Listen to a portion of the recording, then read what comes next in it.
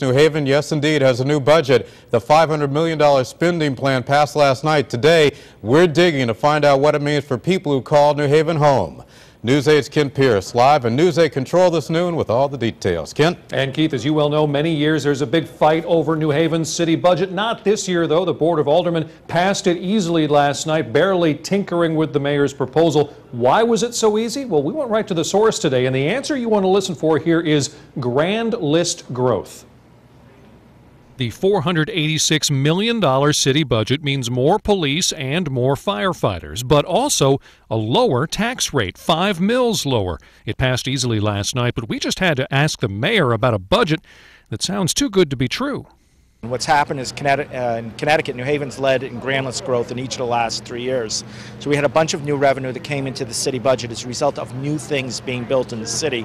In other words, because so much new stuff has been built in New Haven that can be taxed, everybody's tax burden gets a little bit less. Well, almost everybody's, because at the same time, there's been a revaluation of what everybody's property is worth.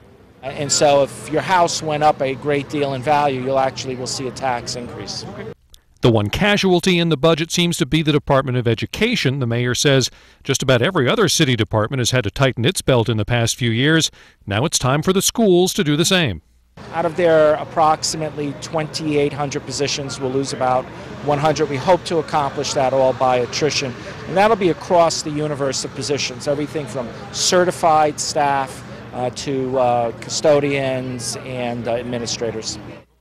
And one more thing that came out of last night's budget talks. Now that we're in beach season, if you were worried about that proposal to start charging residents $20 a summer for parking at Lighthouse Point, don't be afraid of that any longer. The board shot down that idea. Parking will remain free for all residents and veterans. Live in News 8 Control, I'm Kent Pierce, News 8.